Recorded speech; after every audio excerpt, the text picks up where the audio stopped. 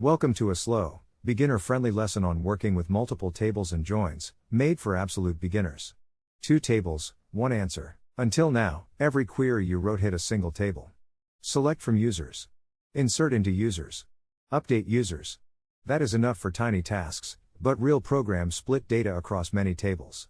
A shop has users in one table and orders in another. A blog has authors in one table and posts in another. Today you learn why we split data like this, how a foreign key connects 2 tables, and how the inner join lets one query reach across both. By the end you will answer the question every shop needs to answer: which user placed which order? The shop question: why split data into multiple tables? Because one giant table gets messy fast. Imagine storing every order with the full user details copied in: name, email, address, again and again, 1 copy per order. The same name appears 50 times. If Ada changes her email, you have to find and update every copy. Splitting fixes this. Each fact lives in exactly one place. Users live in the users table. Orders live in the orders table. They connect to each other with keys. Split to stay sane. One giant table feels safe until the 3rd repetition. Splitting data across tables feels strange at first, then obviously right. Split, do not pile. Look at the pain. A single orders table that also stores user details. Ada's name and email appear 3 times, once per order. Grace's appears once.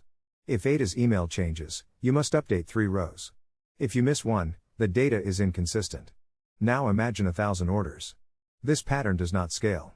The fix is to move the user details into their own table and reference users from orders by an id. Repetition is pain. The idea has a name: normalization. Each fact lives in exactly one place. Ada's email lives in the users table, exactly once. Each order she places points back to her by her id.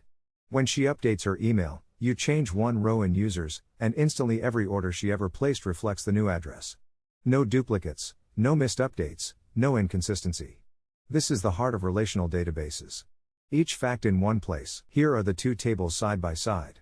Users has id, name, and email. Orders has id, user ID, product, and amount. Notice orders does not store the user's name or email. It stores only a user ID. That id is a pointer back to the user's table. Order 1 was placed by user ID 1, Ada.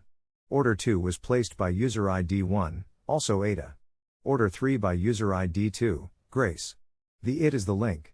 Side by side, the user ID column in orders is called a foreign key. It points to the ID column in users. Read it as: this order belongs to that user. The foreign key is how tables connect. Without it, orders would just be a list of products with a number next to them, no way to know which human placed them. With it, every order is anchored to exactly one user. A pointer to another table. You can declare the foreign key explicitly, with the words foreign key, the local column, the word references, the parent table, and the parent column in parentheses. SQLite will then enforce the link. You cannot insert an order with a user ID that does not exist in users. The database itself protects the relationship. Real applications always declare their foreign keys, so the database can guard the data. Let the database enforce the link. Picture the relationship. The users table holds 1 row per person. The orders table holds 1 row per order. Each order carries a user ID that points back to a single user. One user can place many orders. Each order belongs to exactly one user. This shape is everywhere in real data: authors and posts, customers and invoices, teachers and classes.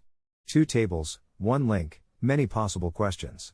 1 user, many orders. Foreign keys are anchors. The join is the bridge between them. 2 tables, 1 answer. The join is the bridge. Inner join is the command that combines rows from 2 tables into one result. The word on tells the database how to match, typically, where the foreign key on one side equals the primary key on the other. Inner join keeps only the rows that match.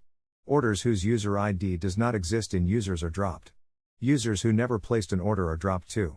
What remains is the overlap, the rows that have a partner on both sides. Match rows across tables. Here is your first join. Select everything from orders, join users, on orders.userid equals users.id. For every order, the database looks up the matching user and stitches the 2 rows together. Each result row now has the order columns and the user columns side by side. 1 query, 2 tables, 1 combined answer. The column names use dot notation, table.column, to avoid ambiguity. Stitch rows together. When queries get longer, typing full table names becomes tiring. SQL lets you give each table a short alias using the word as. Orders as O, users as U. From then on, you write o.userid equals u.id. The alias is just a nickname for the table within this query. Aliases make joins readable, especially when you join 3 or more tables. Short names, clean queries. When you select everything from a join, each row comes back with all columns from both tables, in the order you wrote them. Orders columns first, then users columns. You can unpack the row into separate variables and print only what you need. In practice, real code selects specific columns instead of star, so the row shape is always clear and never surprises you when the schema changes. Combined columns come back. Instead of selecting star, name the columns you want. Select users.name, orders.product, orders.amount. The result has exactly those columns, in that order, so unpacking is clean and predictable. Picking columns is faster, uses less memory, and makes your code resilient to schema changes. Get into the habit of naming columns in joins from the very first query you write.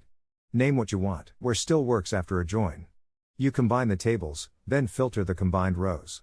Select name and product from orders joined to users where amount is greater than 50. The result is just the big orders with the matching user names attached. The order of clauses matters: from, then join, then on, then where. Read it as a pipeline: gather, combine, match, filter. Filter after the join. Here is the join wrapped in a function. Orders by user takes a connection, runs the join, returns the rows. Any caller can now ask for the combined view without rewriting the SQL. This is how real applications hide SQL behind small, focused functions. The join lives in one place. The rest of the code calls the function and gets back clean rows. Wrap the join in a function. 4 rules will keep your joins clean. Always declare your foreign keys, so the database can enforce the links. Name the columns you want, instead of selecting star, so the result is predictable. Use table aliases to keep long queries readable. And filter with where after the join, so you combine first and narrow second. These habits will scale from 2 table joins to 5 table joins without changing how you think. 4 habits for clean joins. Here is the practical question every shop needs to answer: who placed which order, and for how much? Select the user name, the product, and the amount. From orders joined to users on user ID. Order the result by user name. The function returns 1 row per order, with the human readable name attached. This is the shape of nearly every report you will ever write: 2 tables, 1 join, 1 clean answer. The shop question answered. Hold these 4 ideas. Split data so each fact lives in exactly one place. Link tables with foreign keys. Inner join combines rows from 2 tables into one result, keeping only the matches. And in real code, name your columns, alias your tables, and filter with where after the join. 2 tables, 1 query, 1 answer. That is the power of relational data. Split, link, join. Quick self-check. Can you explain in 1 sentence why we split data into multiple tables? Can you describe what a foreign key does? Can you write an inner join between orders and users without looking? Can you say why selecting star is risky in a join? If any of these feels shaky, rewatch the matching part. Joins are the gateway to every real database question. Say each out loud. Next lesson closes the section.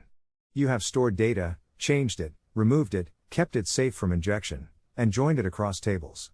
The last piece is protection at rest: how to hash data so that even if a database leaks, the secrets inside stay safe. That is what hashing is for. We meet it next. Phase of point 8 wraps up, and you are nearly at the end of the foundation. Hashing comes next. Real systems hold dozens of tables. Joins are how you forget the split and see one clear answer. One answer from many sources. Thanks for learning how joins combine 2 tables into one answer. Next we close the section with hashing. 2 tables, 1 answer.